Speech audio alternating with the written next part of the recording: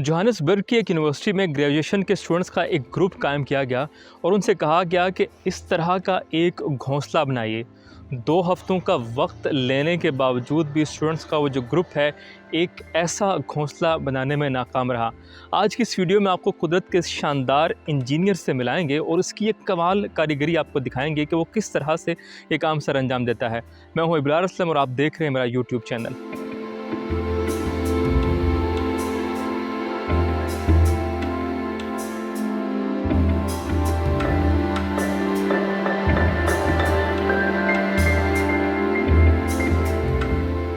ये इंतहाई शानदार घोंसला एक छोटी सी चिड़िया बनाती है जिसे उर्दू में बया और इंग्लिश में उसे वीवर बर्ड कहते हैं। आप इसको बया वीवर के नाम से भी जाना जाता है। वीवर यानी बुनने वाला परिंदा। इस परिंदे के अंदर कुदरत ने ये सलाहियत रखी है कि ये घास के तिनकों का इस्तेमाल करके उसे बुनता है। जिस तरह इंसान जो है वो चटाइयाँ बुनते थे तिनकों का इस्तेमाल करके, उसी तरह कुदरत ने इस परिंदे के अंदर सलाहियत रखी है कि ये बिल्कुल उसी पैटर्न में ये बुनता है। एक और सलाहियत जो कुदरत ने सिर्फ इसी चिड़िया के अंदर रखी है वो ये है कि ये गिरा लगाने की सलाहियत रखता है। जिस तरह इंसान कोई भी चीज़ बांधने के लिए हाफ इंच गिरा लगाते हैं, ये परिंदा भी अपने चोंच और अपने पंजे के इस्तेमाल से एक गिरा लगाने की सलाहियत रखता है और ये सलाहियत सिर्फ इसी परिंदे के अंदर है।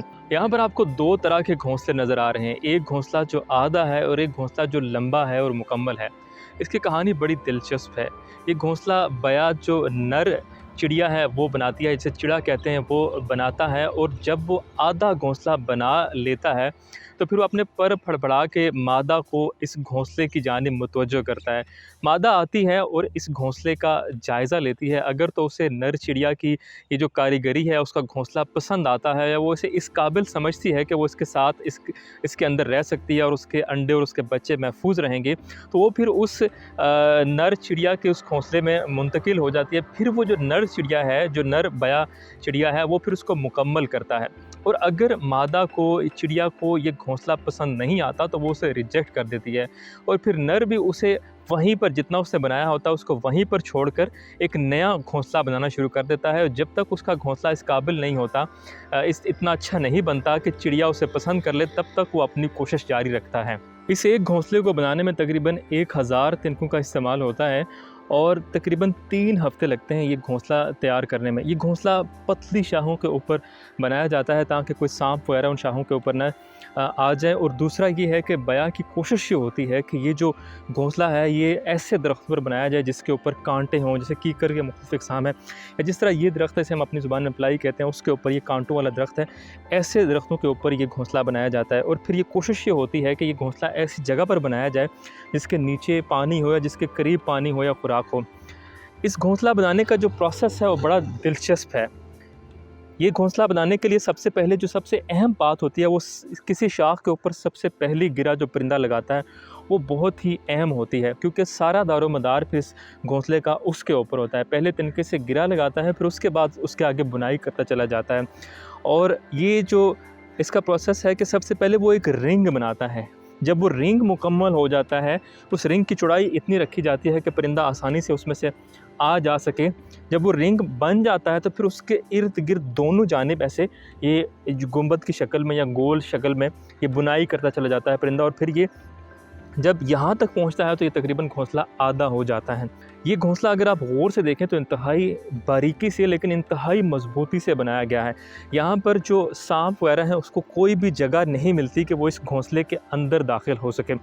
यहाँ पर बहुत मजबूती से तिनके जड़े गए हैं। ना सिर्फ सांप अंदर नहीं जा सकता बल्कि पानी वगैरह भी अंदर नहीं जाता ऊपर वाले हिस्से से। नीचे वाले हिस्से से सांप को इतनी जगह नहीं मिलती कि इतनी मजबूत पकड़ नहीं होती यहाँ पर, क्योंकि बहुत ही ये जो लंबी सी इसकी एक कोन बनाई जाती है, ये लंबा सा एक छोटा सा एंट्रेंस है जो यहाँ से परिंदा दाखिल होता है इसके अंदर, वो इतना लूज़ होता है कि सांप को पकड़ नहीं मिलती कि वो अंदर जा सके।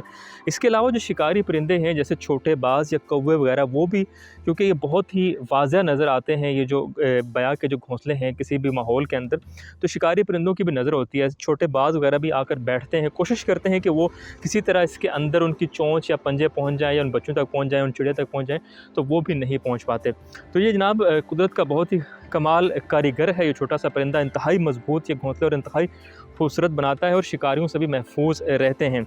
बया जो परिंदा है इसकी बहुत सी खसलतें इंसानों से मिलती जुलती भी हैं। मिसाल के तौर के ऊपर ये जो परिंदा है ये कम्युनिटी की शक्ल में रहता है, कॉलोनीज़ की शक्ल में रहता है। जैसे कि इस दरख्त के ऊपर आपको 35-40 घोंसले नज़र आ रहे हैं, इसी तरह ये इकट्ठे रहते हैं। एक और बात जो इनकी इंसानों से मिलती जुलती है कि जो इसमें घर बनाने का काम है या जो मशक्क़त का काम है वो नर जो बया चिड़िया है वो करती है, और जो इंटीरियर घर की डिज़ाइनिंग है उसमें जो फ़ीमेल है उसका किरदार बहुत ज़्यादा होता है। और उसके अलावा जो फिर इनके बच्चे पालने होते हैं उसमें भी जो उनको खुराक का इंतज़ाम है वो ज़्यादातर जो है वो फ़ीमेल मादा चिड़िया है वो करती है। इसके अलावा बया के बारे में बहुत सारी मिथ्स भी हैं, मैं ज़रूर समझता हूँ कि आपको उनके बारे में बता दिया जाए। एक मिथ ये बनी हुई है कि ये जो बया चिड़िया है ये इस घोंसले के अंदर रोशनी के इंतज़ाम के लिए जुगनू को लेकर जाकर उस मिट्टी के साथ कीचड़ के साथ अंदर रख देता है और जुगनू चमकते हैं तो रोशनी होती है, लेकिन ये सिर्फ एक मिथ है। इसका कोई साइंटिफिक प्रूफ आपको किताबों के अंदर ऐसी कोई बात नहीं मिलेगी।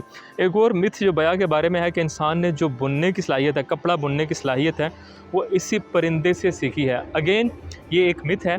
आज का ये जो कुदरत का एक कमाल का शानदार इंजीनियर है उससे आपकी मुलाकात आज की इस वीडियो में कराई गई, और एक नई वीडियो के साथ आपकी खिदमत में जल्द हाज़िर होंगे। मेरे यूट्यूब चैनल को ज़रूर सब्सक्राइब कीजिएगा, आपके सब्सक्रिप्शन से मुझे और इस कंटेंट को सपोर्ट मिलेगी। इंशाल्लाह नई वीडियो के साथ जल्द आपकी खिदमत में हाज़िर होंगे। तब तक के लिए अल्लाह ने के बाद।